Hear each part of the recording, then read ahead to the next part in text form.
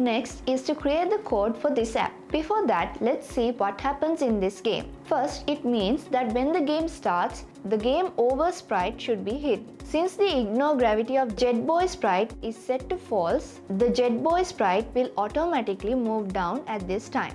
Meanwhile, if we click on the canvas, the Jetboy should move a little higher. It is necessary to move down again in a few moments as before. Every time you click this way, the sprite moves up and down. Let's create the code for this now. First, I go to the Blocks tab. Let's drag a when canvas 1 loads code block under events of canvas blocks here. Since the game over sprite needs to be hidden when the canvas is loaded, the hide sprite Jetboy code block under looks is dragged into the when canvas 1 loads code block like this. Now, click on the arrow in front of sprite Jetboy and give sprite game over instead of sprite Jetboy. In this way, if you click on the canvas while the Jetboy needs to move up a little and then move down again. Let's create the code for this now. I drag the when pointer is down on canvas 1 code block here under events. There is no other code block for clicking on the canvas. That's why we use the pointer down code block. Now, click motion again and drag set sprite Jetboy's X speed to code block when pointer is down on canvas 1 code block. I said earlier that the Jetboy needs to move a little higher here. So we need to give a velocity in the X direction and not in the Y direction. Since it is moving upwards, it is necessary to give a minus velocity in the Y direction. Let's click on this arrow and replace X and Y here. And here the velocity is given as minus 70. Now you have to move up like this for a few moments and then move down again. I drag the wait 1 seconds code block under control here.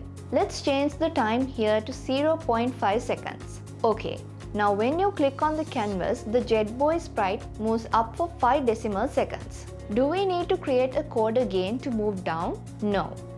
The ignore gravity has been set as false for this sprite, so the sprite will automatically move down again.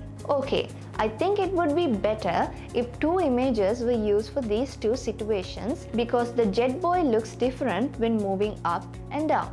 I go back to the design tab. Try selecting the sprite type Jetboy. When we designed the game, we added 2 images for this. Now from these 2 images, the code is created in such a way that one image is used for the Jetboy moving down and the other image is used for the Jetboy moving up. Go back to the Blocks tab.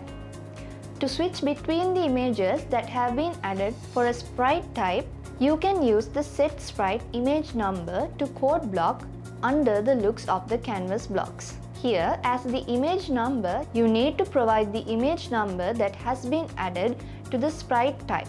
Images do not need to be renamed. First, for the Jetboy to move up, we will give the second image from the images added to the sprite type. I drag the set sprite Jetboy image number to 1 code block above the set sprite Jetboy's Y speed to minus 70 code block like this. Let's change the image number here. In this way, the first image of the sprite type needs to be displayed when moving down the Jetboy again. For that, we right-click on the set sprite Jetboy image number to code block and duplicate this code block. Now, this duplicated code block is dragged below the wait 0.5 seconds code block. Let's change the image number here. Okay, now image 2 will be displayed when the Jetboy moves up. When moving down again, image 1 will be displayed.